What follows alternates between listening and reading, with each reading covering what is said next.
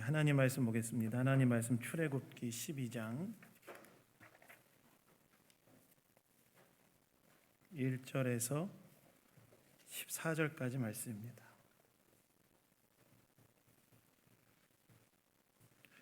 출애굽기 12장 1절에서 14절까지 말씀.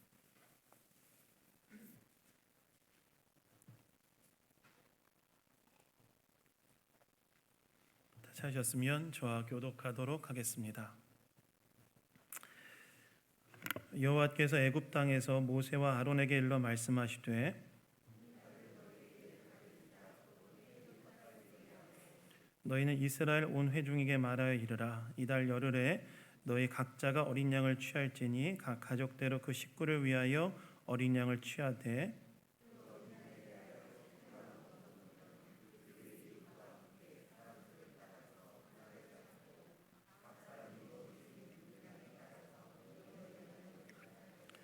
너희 어린 양은 흠 없고 일련된 수컷으로 하되 양이나 염소 중에서 취하고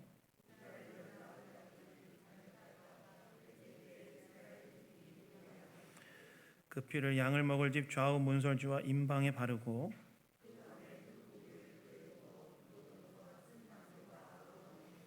날 것으로나 물에 삶아서 먹지 말고 머리와 다리와 내장을 다 불에 구워 먹고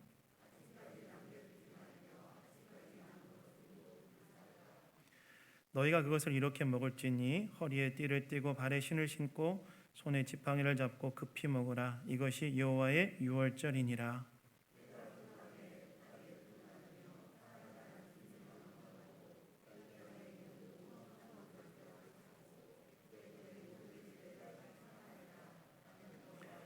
내가 애굽 땅을 칠 때에 그 피가 너희가 사는 집에 있어서 너희를 위하여 표적이 될지라.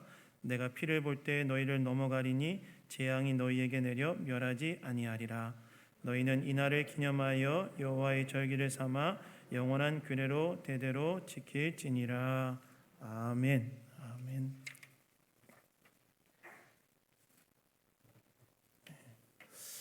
하나님의 눈으로 바라보라라는 제목으로 하나님 말씀 나누기 원합니다. 여러분 혹시 그 도수에 맞지 않는 안경을 껴보신 적이 있으십니까? 도수에 맞지 않는. 시력이 좋은 분들은 그런 경험이 별로 없으실 것 같지만 아마 눈이 나빠서 안경을 써야 하셨던 분들은 대부분 이런 경험을 한 적이 있으실 거예요. 왜 그러냐면 눈이 나빠지면 어떻게 하죠? 이제 안경을 맞추기 위해 안경점에 가게 되는데 안경점에 갔을 때 제일 먼저 하는 게 뭐예요? 일단 안경테를 찾고 그 다음에 하는 게 뭐냐면 내 눈에 맞는 이제 안경알을 찾는 작업을 하게 되지요. 그러면서 다양한 이제 안경알을 이제 눈에 딱 갖다 대면서 어느 알이 정말 내 눈의 초점을 정확하게 맞출 수 있는지를 이제 구별하는 일을 하게 됩니다. 근데 내 눈에 맞지 않은 안경알을 딱 눈에 씌우면 어떤 일이 일어나죠? 내 눈에 맞지 않은 안경알을 딱 눈에 씌우면 어떤 일이 일어나냐면 상이 뚜렷하게 보이지 않고 흐릿하게 보이고 선명하게 보이지 않고 상당히 불편합니다. 딱 씌우면 저는 이제 눈이 시력이 0.1이거든요. 네. 난시도 있어요. 그래서 이렇게 보시면 이렇게 안경을 보시면 다 이렇게 겹쳐 보입니다. 이렇게 다 겹쳐 보이는데 내 눈의 시력에 딱 맞지 않은 안경알을 갖다 대면 상이 선명하게 보이지 않아요. 반면에 내 눈에 정확하게 맞는 안경알을 딱 갖다 대면 어떻게 됩니까? 상이 선명하게 보이고 초점도 맞춰지고 그 다음에 보는 게 참 편안해져요. 내 눈에 맞는 안경알을 가지고 볼 때에 사물을 선명하게 볼 수 있다는 거죠. 그래서 어떤 안경을 쓰느냐, 어떤 안경알을 쓰느냐가 참으로 중요하다고 할 수 있습니다. 근데 여러분 우리의 인생을 보는데도 이런 렌즈가 필요하다는 사실 아십니까? 저 여러분의 인생을 바라보는데도 이런 렌즈가 필요하다는 거예요. 어떤 렌즈를 쓰고 바라보느냐에 따라서 우리의 인생을 바라보는 관점이 달라진다는 거예요. 그래서 여러분, 우리는 우리의 인생을 바로 볼 수 있는, 바르게 볼 수 있는 제대로 된 렌즈를 끼고 우리 인생을 바라봐야 됩니다. 그렇다면 우리가 우리의 인생을 제대로 볼 수 있게 만드는 그 렌즈는 무엇이냐? 저와 여러분의 인생을 바로 보게 할 수 있는 그 렌즈는 무엇이냐? 우리 오늘 말씀을 통해서 이것에 대해서 생각해 보기를 원하는데요. 너무 더워서 한 3분 정도 지나면 여러분들이 주무실 것 같은 느낌이 드는데, 아니면 말고요. 아니면 말고 오늘 본문을 통해 생각해 보기를 원합니다. 첫 번째, 우리는 어떤 렌즈로 우리 인생을 바라봐야 되냐? 구원의 렌즈로 우리 인생을 바라봐야 된다는 거예요. 여러분, 오늘 본문 1절 2절을 보시면 이렇게 나오지요. 여호와께서 애굽 땅에서 모세와 아론에게 일러 말씀하시되 이 달을 너희에게 달의 시작 곧 해의 첫 달이 되게 하고라고 나옵니다. 하나님께서 모세와 아론을 부르셔서 뭐라고 이야기하시냐면 현재 그들이 살고 있는 달을 해의 첫 달로 삼으라고 이야기하셨다는 거예요. 그러니까 연해 한 해의 첫 달로 삼아라, 이렇게 하나님께서 말씀하셨다는 거예요. 여러분, 현재 이 모세와 아론이 살고 있었던 달은 언제냐? 태양력으로 따지면, 저와 여러분이 살고 있는 태양력으로 따지면 4월이었는데요. 4월. 하나님께서 태양력으로 따졌을 때 4월을 그들의 해, 모세와 아론과 이스라엘 백성의 해의 첫 달로 삼으라고 이야기했다는 거예요. 여러분, 왜 하나님께서는 모세와 아론에게 그리고 이스라엘 백성들에게 4월을 그들의 해의 첫 달로 삼으라고 하였을까요? 사실 4월 좀 애매하지 않습니까? 계절상 봄도 정확히 봄이 시작하는 달도 아니고 뭔가 경계가 되게 불명확한 달이 이제 4월인데 하나님께서 4월을 너희들의 해의 첫 달로 삼으라고 이야기했다는 거예요. 왜 하나님께서는 이스라엘 백성들의 해의 첫 달을 4월로 삼으라고 하셨는가? 여기 중요한 이유가 있어요. 왜 그렇게 하라고 하신 이유는, 왜 그렇게 하셨는가? 그것은 그 달에 이스라엘 백성들을 근본적으로 바꿔내는 결정적 사건이 일어날 달이 바로 4월이었기 때문에. 그 달에 무슨 일이 일어날 거냐면 이스라엘 백성들을 근본적으로 바꿔내는 결정적인 사건이 일어날 달이 이 4월이었기 때문에 현재 그들이 살고 있는 그 달을 너희들의 해의 첫 번째 달로 삼으라고 하나님께서 이야기하시는 거예요. 그럼 이스라엘 백성들을 그 근본적으로 바꾸는 결정적 사건은 무엇을 말하느냐? 바로 출애굽의 사건. 다시 말해서 이스라엘 백성들이 애굽의 종살이에서 최종적으로 자유케 되어지는 사건이 이 4월에 일어날 것이기 때문에 하나님께서는 4월을 그들의 첫 번째 달로 삼으라고 이야기하십니다. 여러분, 사실 이때 당시에 이스라엘 백성들 다 어떤 상태였죠?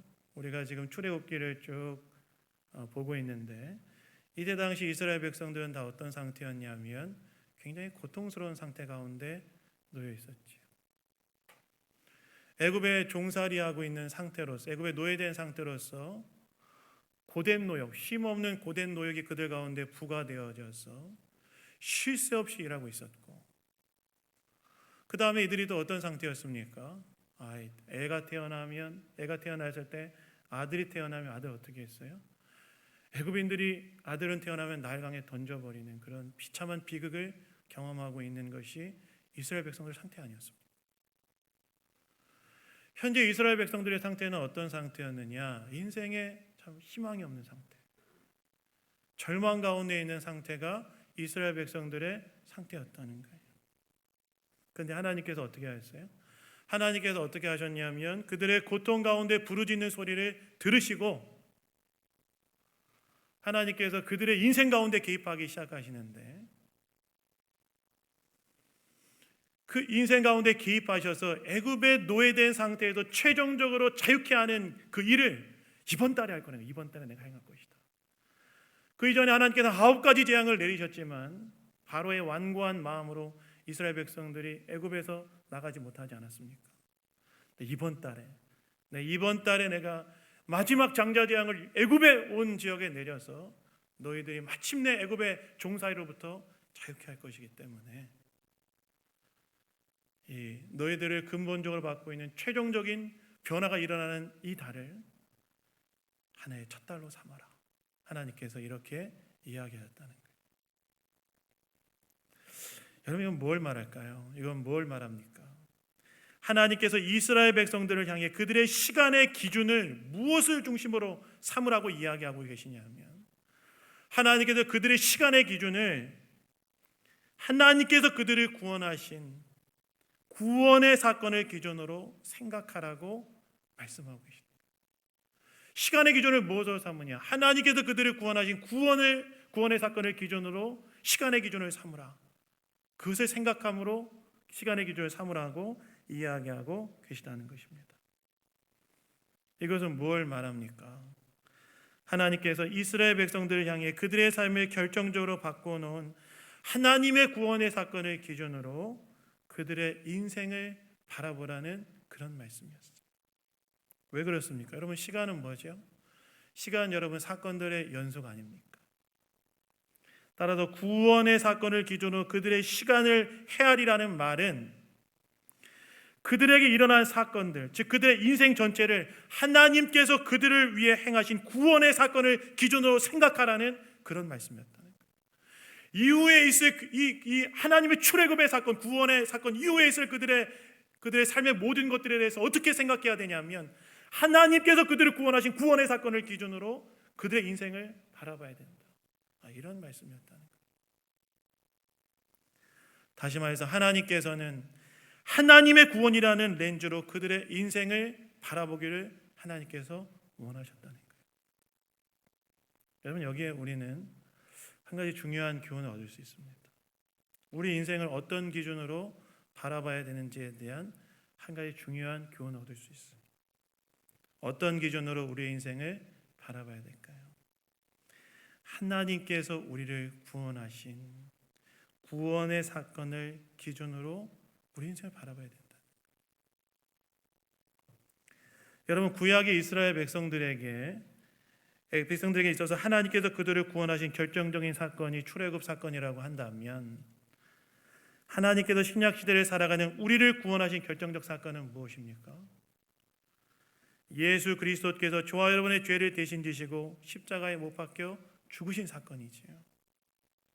그래서 구약 시대에 애굽에서 종노릇하고 있는 이스라엘 백성을 하나님께서 구원하신 것처럼 신약 시대에 죄의 종노릇하고 있는 저와 여러분을 구원하기 위해 하나님께서 이 땅에 아들을 보내시고 하나님의 아들이신 예수님이 우리의 죄를 대신 지고 십자가에 못 박혀 죽으시고 3일 만에 부활하심을 통하여 죄에 대하여 죽은 자요 하나님께 대하여 산자가 되는 구원의 결정적인 일을 이루지 않으셨습니까? 바로 이 예수님의 대속의 죽음으로 우리 인생을 바라봐야 된다. 예수님의 십자가의 죽음과 부활이라는 이 구원의 렌즈로 우리 인생을 바라봐야 된다는 거예요. 이 말은 무슨 말일까요? 이 말은 무슨 말이냐? 하나님께서 저와 여러분을 사랑하시는 사랑의 눈으로 저와 여러분의 인생을 바라봐야 된다는 거예요. 왜 그렇습니까? 저와 여러분을 구원하신 예수님의 십자가에는 뭐가 담겨져 있죠? 하나님의 사랑이 담겨져 있잖아요. 사랑. 그래서 여러분 사도 바울이 로마서에서 뭐라고 이야기합니까? 이렇게 해야죠. 우리가 아직 죄인 되었을 때에 그리스도께서 우리를 위하여 죽으심으로 하나님께서는 우리에 대한 자기의 사랑을 확증하셨다. 십자가에 뭐가 계시되어 있다는 거예요? 하나님의 사랑이 계시되어 있다는 거예요. 이 말은 어떤 말이냐? 구원의 렌즈로 우리의 인생을 바라봐야 된다는 말은 어떤 말이냐? 하나님께서 우리를 사랑하신다는 그 믿음으로, 하나님께서 우리를 사랑하신다는 그 확신 가운데 우리 인생을 볼 줄 알아야 된다는 거예요. 여러분, 예수님은 하나님께 어떤 분이셨어요? 예수님 하나님께 어떤 분이셨습니까? 하나님 너무 사랑하시는 아들이셨죠. 근데 그 예수 그리스도를 영접할 때 이제 하나님께서는 우리를 뭘 통해서 보시냐면, 예전에는 우리를 탁 막아주는 우산이 없었어요. 그래서 우리 안에 딱 뭘 보신 거죠? 죄를 보셨기 때문에 진노하셨습니다. 그러나 저와 여러분이 예수 그리스도를 믿을 때 예수님, 이제 하나님이 우리를 뭘 통해서 보시냐? 예수님을 통해서 우리를 보신다는 거예요. 예수님을 통해서 우리를 본다는 말씀은 어떤 말씀입니까?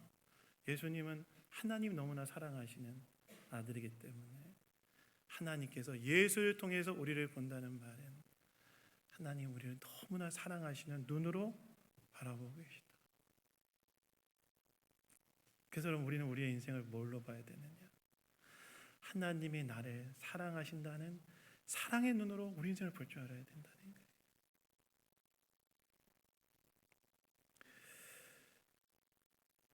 때로 이해할 수 없는 현실에 우리가 괴로울 수 있죠. 그러나 괴로울 수 있지만 사랑에 대한 확신으로는 통과할 수 있습니다. 요즘 새벽 예배 설교 본문이 이제 전도서를 지나가고 있어요. 근데 전도서가 참 전도서를 기록한 전도자가 상당히 시니컬한 사람인 것 같아요. 오늘 새벽 예배 설교 본문에서도 전도자가 뭐라고 이야기하냐? 해 아래에 있는 이 세상의 현실을 보니까 세상이 너무나 모순되어 있다는 그런 얘기를 하더라고요. 왜요? 의인은 너무 쉽게 망하는 것 같고 악인은 너무 잘 되는 것 같은 거예요. 전도자가 해 아래 세상의 탁 현실을 보니까 참 의인은 너무 쉽게 멸망하고 악인은 끝까지 산다는 거예요. 제 말이 아니라 전도자가 하는 말이. 사실 여러분, 우리가 기대하는 세상은 어떤 모습이에요? 인과응보, 뿌린 대로 심은 대로 거두어야 되는 세상이 되지 않겠습니까? 좋은 걸 심으면 좋은 걸 거둬야 되고 나쁜 걸 심으면 나쁜 걸 거둬야 되지 않겠습니까? 근데 전도자가 탁 이 세상의 현실을 보니까 어떤 거예요?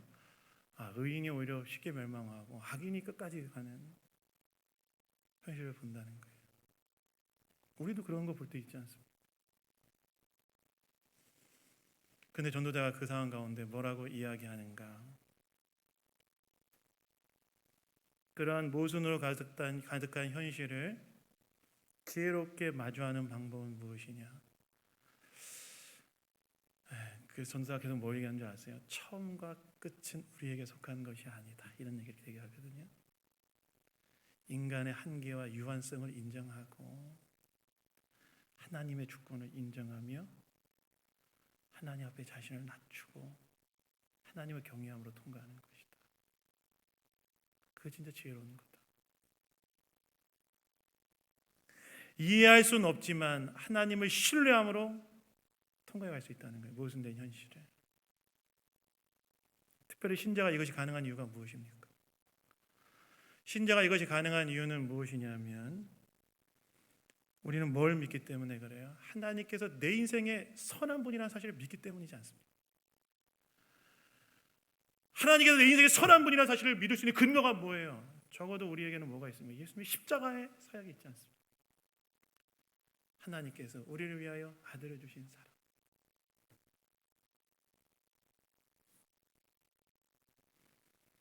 우리가 이 땅의 모순적 현실을 다 이해할 수 없고 내 인생에서 경험케 되어지는 모든 어려움과 고난을 다 이해할 수는 없다 할지라도, 그러나 예수 그리스도의 십자가를 통하여 하나님은 내 인생에 선한 분이시다. 하나님을 신뢰하고 통과해 갈 수 있다는 거예요. 여러분, 찬송가 384장 나의 갈 길 다가도록 이런 찬양 아세요? 나의 갈 길 다가도록. 너무 좋은 찬양이죠. 나의 갈 길 다가도록 예수 인도하시니 내 주 안에 있는 긍휼 어찌 의심하리요. 믿음으로 사는 자는 하늘 위로 받겠네. 근데 여러분, 이 찬양 우리가 참 사랑하고 좋아하는 찬송가인데요. 근데 여러분, 이 찬송가를 작사한 분은 이제 여자분, 크로스비라는 여자분이신데 그분이 맹인이었다는 사실을 아는 분은 거의 없더라고요. 이분은 태어난 지 6개월 태어난 지 6주 만에 의사의 실수로 시력을 딱 잃게 돼요. 아마 정확하게 왜 그렇게 되는지는 모르겠는데 그 전기를 쭉 읽어보니까 6주 만에 의사의 실수로 시력을 다 잃게 됩니다. 그 평생 소경으로 살아요. 앞이 안 보여요.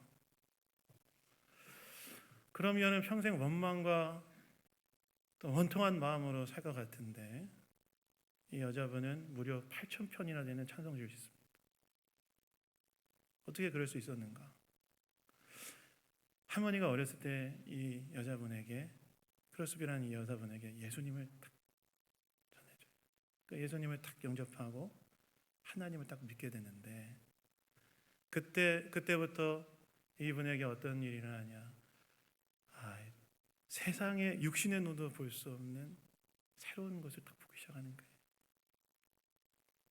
그래서 이분이 9살 때 했던 기도 제목이 있는데 제가 가져왔어요. 한번 들어보세요. 참 9살 때 이런 기도했다는 게 참 대단한데 한번 들어보십시오. 우리 주원이가 10살인데 9살 때가 이런 기도를 했어요. 들어보세요. 하나님께서 저에게 시력을 다시 돌려주신다 할지라도 저는 받지 않겠습니다. 제 육신의 눈으로는 볼 수 없으나 영적인 눈으로 볼 수 있는 세상을 알게 하셨기 때문입니다. 그 눈으로 세상을 보고 하나님을 찬양하겠습니다. 그리고 혹시 나의 눈을 멀게 한 사람을 만난다 할지라도 그 사람에게 한없는 감사를 드리겠습니다. 9살 때 기도했대. 9살 때 나는 팽이치고 있었는데 무슨 말이에요? 하나님의 눈으로 자기 인생을 봤다는 거예요. 하나님의 눈으로. 사실 평생을 원망하면 가운데 살 수 있었지만 예수님을 믿고 하나님의 눈으로 자기 인생을 딱 보니까 새롭게 보이는 거예요. 그래서 저는 사실 384장 그 찬양할 때마다 이거 누구 진짜 인생에 진짜 형통한 사람이 부르는 찬양이었구나 이렇게 생각했어요. 정말 인생 정말 잘 풀린 사람이 이 만든 찬송신가 싶었는데 제가 이걸 딱 알게 되면서 그게 아니라 인생의 이 절망의 과정을 탁 통과하고 난 사람이 하나님의 눈으로 세상의 현실을 딱 보고 난 다음에 불렀던 찬양이구나. 나의 갈 길 나가도록 예수 인도하시니 내 주 안에 있는 금이 어찌 의심하리요. 믿음으로 사는 자는 하늘 위로 받겠네. 무슨 일을 만나든지 만사형통할 것이다. 무슨 말이에요, 여러분? 무슨 눈으로 바라봐야 되는가? 영적인 눈. 자신을 구원하신 하나님의 사랑이라는 렌즈로 자신의 인생을 딱 봤기 때문에 그런 고백을 할 수 있었다는 거예요. 그래서 여러분, 우리는 우리의 인생을 어떻게 봐야 하는가? 어떻게 봐야 될까요? 하나님께서 저와 여러분을 너무나 사랑하셔서 하나님의 아들을 이 땅 가운데 보내셔서 십자가의 대속의 죽음을 당하게 하신 그 사랑의 눈으로 저와 여러분의 인생을 바라봐야 된다. 때로 이해할 수 없지만 하나님이 나를 사랑하고 계시다. 저희 어머니가 태어나시고 난 저희 어머니 얘기를 제가 많이 하면 안 되겠다 생각이 됐는데 왜냐하면 제가 오늘 이게 이 신성동 지나가 전도하다가 어떤 분이 많아요. 좀 모르는 분인데 그래서 제가 전도를 했어요. 근데 그분이 저한테 어머니 괜찮냐고 물어보시더라고요. 충격을 받았습니다. 제가 내 이야기가 동네에 돌고 있구나. 약간 이런 얘기에서 충격을 받았는데 저희 어머니가 이제 태어나시고 이제 재활이 안 된 상태에서 집에 계시다 보니까 너무 마음이 우울해요. 지난주 제가 3박 4일 동안 기도원에서 기도하고 오후에 이제 나와서 어머니 모시고 이제 재활병원을 딱 가는데 어머니 그런 얘기 저한테 하시더라고요. 이렇게 내가 화장실도 못 갈 정도로 거동하지 못하는 상태에서 가서 살아야 될 이유가 뭐가 있냐 딱 얘기하시더라고요. 너무너무 우울해 하시더라고요. 일단 다 듣고 어머니 먼저 재활병원에 다 갔어요.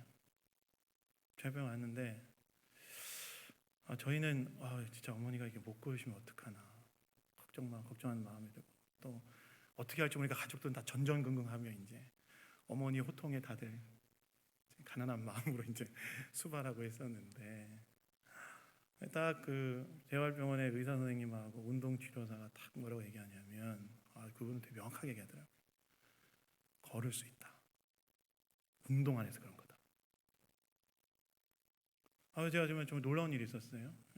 정말 저희 어머니는 그냥 집에서 누워만 계셨는데 그 자리에 그 재활병원에서 어머니께서 마치 안진뱅이가 일어나는 것처럼 6발짝을 걸으시더라고요.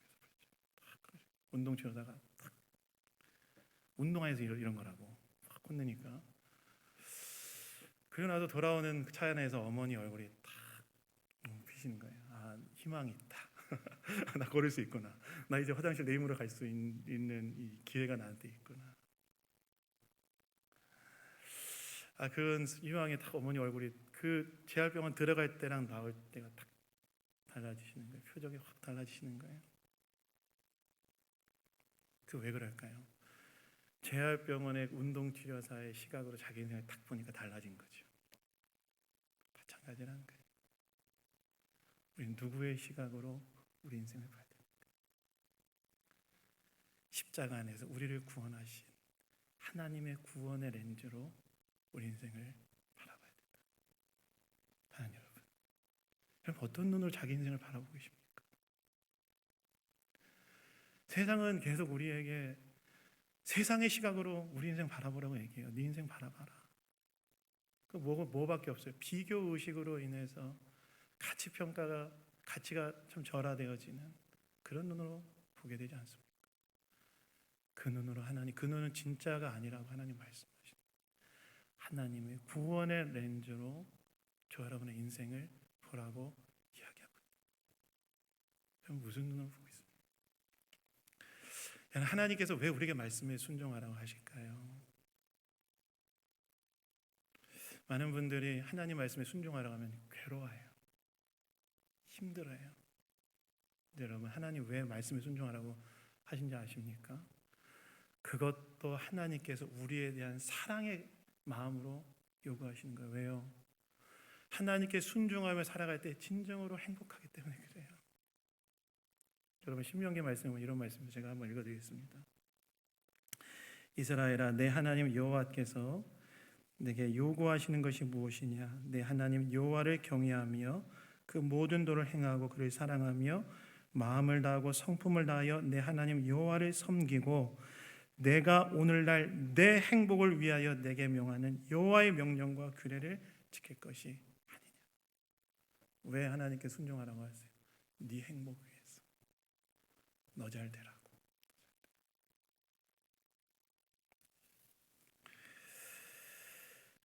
그래서 여호수아를 보시면 하나님께서 여호수아에 뭐라고 말씀하세요? 딱 한 가지 요구하세요. 이 율법책을 내 입에서 떠나지 말게 하며 그 안에 기록된 대로 다 지켜 행하라. 그리하면 네 삶은 내가 책임질 것이다. 지난주 금요일에 여기까지 하고 마치겠습니다. 지난 금요일에 한 청년이 저를 찾아왔어요.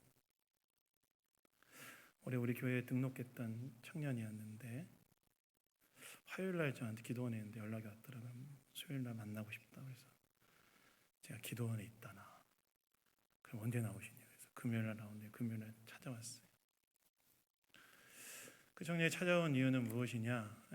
그 청년이 이제 거처를 옮기게 된 거예요. 그래서 대전에 이제 신성동에 살다가